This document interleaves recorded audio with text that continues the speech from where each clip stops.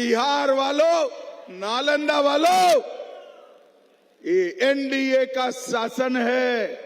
अब 100 बख्तियार खिलजी भी आ जाए, नालंदा विश्वविद्यालय को कोई हाथ नहीं लगा सकता।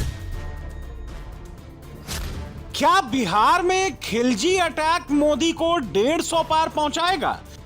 यहां पर ही नालंदा का विश्व प्रसिद्ध विश्वविद्यालय कुमार गुप्त ने बनाया, जिसको 12वीं शताब्दी में लगभग 800 साल के बाद बख्तियार खिलजी ने इसको तोड़कर जला दिया। क्या खिलजी का नाम नीतीश मोदी की नैया पार लगाएगा? भाइयों बहनों, जब बख्तियार खिलजी ने नालंदा विद्यापीठ जलाई, तब इसकी लाइब्रेरी से, पुस्तकालय से 6 माह तक पुस्तकों को जलने का धुआं उड़ रहा था। ये विनाश का काम बख्तियार खिलजी ने किया था। क्या बिहार में 70-30 की लड़ाई शुरू हो चुकी है? मैं तमाम आए हुए दूर दूर से अक़लियत समाज के लोगों, सभी समाज के लोगों, सभी बातों को भूलो, किसी के बहकावे में नहीं आना है। भाजपा आईटी सेल तरह तरह का फैला रहा है, उसमें नहीं जाना है। आरजेडी एमएलसी ने वक्फ बिल फाड़ने का ऐलान क्यों किया? महागठबंधन की सरकार बनाइए, तेजस्वी यादव जी मुख्यमंत्री बनेंगे, सारे बिल फाड़ के फेंक दिए जाएंगे, चाहे वो वक्फ बिल हो, कोई बिल हो। जंगल राज के बाद अब मुस्लिम फैक्टर की एंट्री क्यों? मैं सिवान वालों को कहने आया हूं, अब नरेंद्र मोदी और नीतीश कुमार का राज है। 100 शहाबुद्दीन आ जाए, किसी का बाल बांका नहीं हो सकता। सिवान वालों, यही भूमि से लालू रबड़ी को जवाब दे दो, फिर से जंगल राज को नहीं आने देंगे। बिहार में एक बार फिर मुस्लिम फैक्टर चुनाव का सबसे बड़ा मुद्दा बन गया है। पहले सीवान और फिर नालंदा से बीजेपी ने जो लाइन पकड़ी है, वो बिहार की सियासत का टर्निंग पॉइंट हो सकती है। नालंदा से अमित शाह का एक एक कीवर्ड बिहार का चुनाव पूरी तरह बदल सकता है। बिहार का चुनाव पोलराइजेशन की तरफ बढ़ रहा है। एक तरफ बिहार के 18% मुसलमानों को अपने पाले में लाने के लिए सियासी पार्टियां पूरा जोर लगा रही हैं, दूसरी तरफ बीजेपी हिंदुओं को पोलराइज करने की पूरी कोशिश में जुट गई है। इसमें सबसे नया कैरेक्टर है बख्तियार खिलजी, जिसकी एंट्री बिहार चुनाव में हो चुकी है। यह बख्तियार खिलजी कौन है? बिहार में इसका जिक्र क्यों हो रहा है? चुनावी रैलियों से खिलजी का नाम क्यों लिया जा रहा है? इसे समझने से पहले आपको नालंदा से अमित शाह के भाषण का वो हिस्सा सुनवाते हैं, जिसमें उन्होंने खिलजी के बहाने हिंदुओं को एकजुट करने की कोशिश की। यहां पर ही नालंदा का विश्व प्रसिद्ध विश्वविद्यालय कुमार गुप्त ने बनाया, जिसको 12वीं शताब्दी में लगभग 800 साल के बाद बख्तियार खिलजी ने इसको तोड़कर जला दिया। भाइयों बहनों, जब बख्तियार खिलजी ने नालंदा विद्यापीठ जलाई, तब इसकी लाइब्रेरी से, पुस्तकालय से 6 माह तक पुस्तकों को जलने का धुआं उड़ रहा था। ये विनाश का काम बख्तियार खिलजी ने किया था, मगर मोदी जी ने फिर से नालंदा विश्वविद्यालय बनाकर हमारे नालंदा की विरासत को गौरव देने का काम। और बिहार वालों, नालंदा वालों, ये एनडीए का शासन है। अब 100 बख्तियार खिलजी भी आ जाए, नालंदा विश्वविद्यालय को कोई हाथ नहीं लगा सकता। बख्तियार खिलजी एक तुर्क सेनापति था जो 12वीं शताब्दी के अंत और 13वीं शताब्दी की शुरुआत में भारत में सक्रिय था। वो 1193 में अफगानिस्तान से भारत आया था। सेना में नौकरी की तलाश के लिए भटका।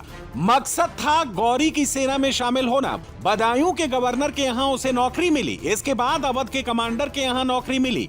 खिलजी को बिहार की सीमा पर 2 गांव सौंपे गए। यहीं से उसे बिहार और मनेर में लूटपाट का मौका मिला। बाद में खिलजी को कन्नौज के शासकों की मदद मिली। खिलजी को मिर्जापुर का जिम्मा सौंपा गया। मिर्जापुर से खिलजी ने खुद को और ताकतवर बनाया। यहीं से खिलजी ने आसपास के इलाकों में दहशत शुरू कर दी। इसके बाद खिलजी ने 200 घुड़सवारों के साथ नालंदा पर अटैक किया। नालंदा यूनिवर्सिटी को पूरी तरह से तबाह कर दिया। नालंदा में खिलजी का जिक्र करके अमित शाह ने सनातन वर्सेस आक्रांता वाला मैसेज दिया। मकसद साफ था, हिंदुओं को साधना और उन्हें एकजुट करना। अमित शाह ने ऐसा किया तो उसकी वजह भी है। नालंदा एनडीए का मजबूत गढ़ है। नालंदा में कुल 7 सीटें हैं। 20 के चुनाव में जेडीयू को 5 सीटें मिली थी, बीजेपी को 1 सीट पर जीत मिली थी और आरजेडी के खाते में सिर्फ 1 सीट आई थी। पिछले चुनाव में यहां एनडीए ने जबरदस्त जीत हासिल की थी। इस बार भी उसे बरकरार रखना बीजेपी और एनडीए के लिए बड़ा चैलेंज है। नालंदा में भले ही एनडीए मजबूत है, लेकिन जिस मगध रीजन में नालंदा आता है उस पूरे रीजन में महागठबंधन की पकड़ अच्छी है। मगध रीजन में कुल 54 सीटें हैं। 20 के चुनाव में मगध रीजन में एनडीए को 21 सीटें मिली थी, जबकि महागठबंधन ने 33 सीटों पर जीत हासिल की थी। इसलिए भी अमित शाह ने यहां हिंदू सेंटिमेंट वाला कार्ड फेंका है। लेकिन बिहार में सिर्फ एक मुद्दा नहीं चलता। बिहार के चुनाव में मल्टीपल फैक्टर्स काम करते हैं। जंगल राज वाला मुद्दा उन्हीं में से एक है। इसीलिए अमित शाह सीवान पहुंचे तो उन्होंने शहाबुद्दीन के जंगल राज की याद दिलाई और शहाबुद्दीन के बेटे ओसामा को निशाने पर लिया। आप सभी लोग एकजुट हो जाइए, एक मुश्त हो जाइए।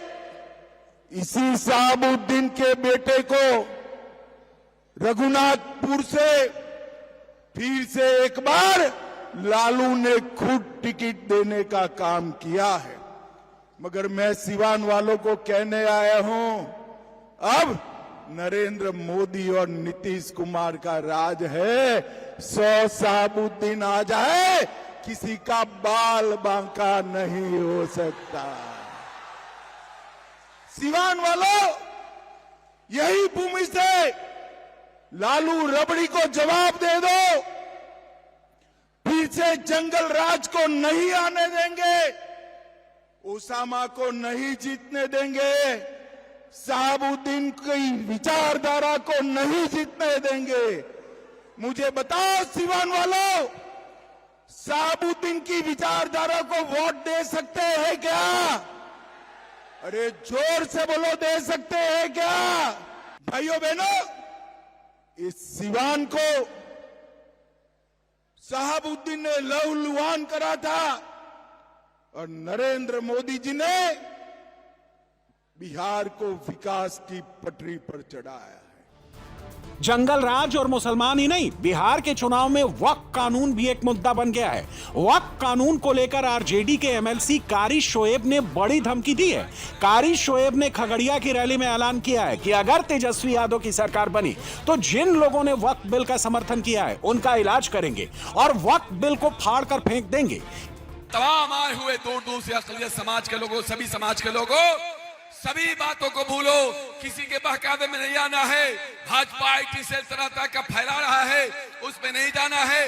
वक्फ बिल के खिलाफ करने वाले को इलाज करना है।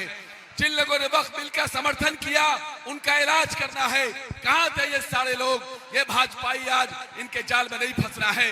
जदयू, लोजपा ये सब विरोधी है। छोटी छोटी बातों को भुला करके बिहार और देश को बचाने के लिए इस लालटेन छाप को यहां जिताइए, एनडीए को हराइए, महागठबंधन की सरकार बनाइए, तेजस्वी यादव जी मुख्यमंत्री बनेंगे, सारे बिल फाड़ के फेंक दिए जाएंगे।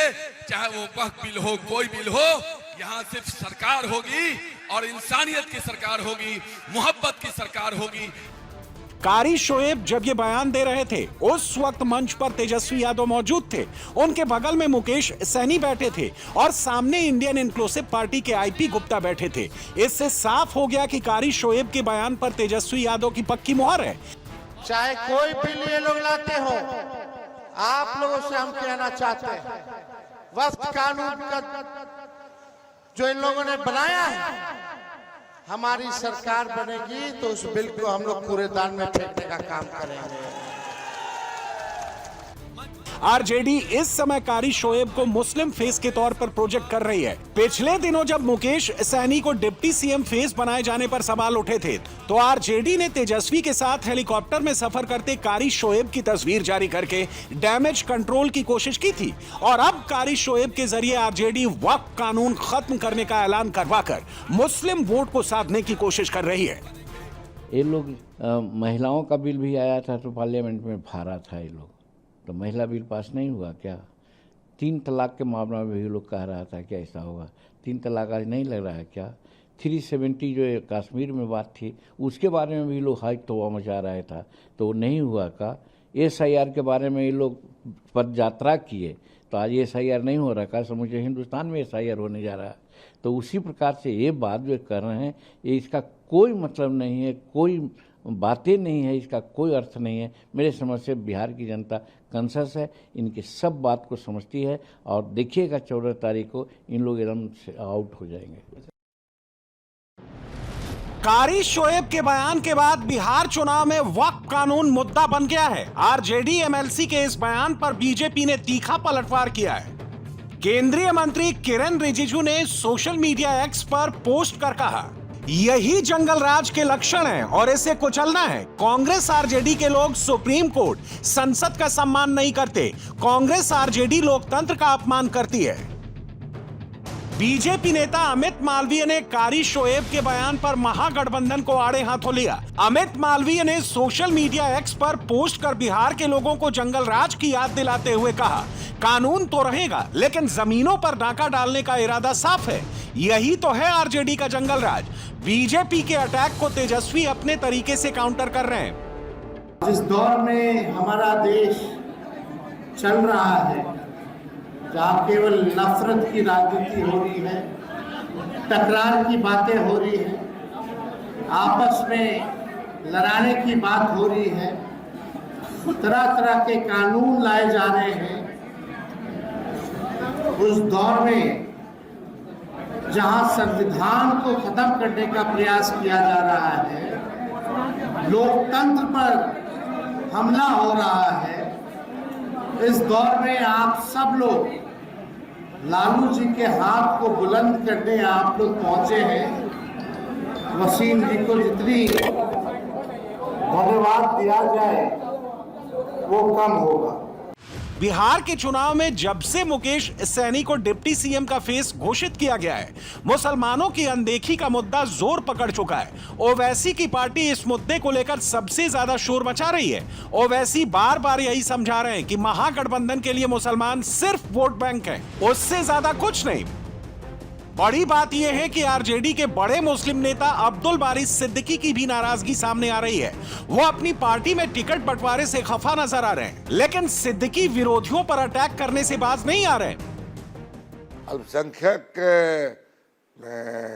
वोट के बारे में जो बहुत तरह का जो लगाते हैं, तो आज बड़ा दर्द हो गया लोग को अल्पसंख्यक वोट से। कल तक सरकार में कार्यक्रम मनाने में, सुविधा देने में, गाली देने में, समझे कि नहीं, उसका घाव में और नमक डालने में दर्द नहीं हो रहा था। अब अभी चुनाव के टाइम में दर्द हो रहा है। टिकट नहीं मिला, प्रतिनिधित्व नहीं मिला, डिप्टी सीएम नहीं मिला, अब इसलिए इसकी बात हो रही है। हम हालांकि एक मुद्दा यह भी है समझाना कि टिकट भी मिलना चाहिए, ठीक है, मगर जब टिकट मिल जाता तो क्या कहते हैं,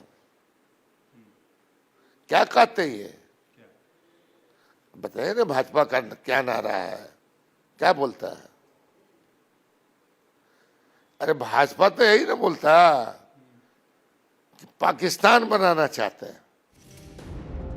मुसलमानों का वोटिंग पैटर्न कहता है कि जब किसी इलाके में मुस्लिम जनसंख्या ज्यादा होती है तो वो मुस्लिम कैंडिडेट को वोट देते हैं, लेकिन जहां पर मुस्लिम आबादी कम होती है वहां वो आरजेडी और कांग्रेस जैसी सेकुलर पार्टियों के लिए वोट करना पसंद करते हैं। इसीलिए बीजेपी भले ही मुसलमानों की अनदेखी का नैरेटिव बनाने की लाख कोशिश करे, लेकिन तेजस्वी बेफिक्र हैं।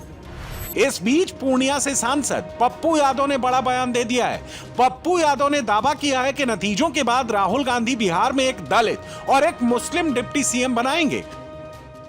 इस देश में सबसे पहला दलित मुख्यमंत्री भोला पासवान शास्त्री और तमिलनाडु में कांग्रेस ने बनाई।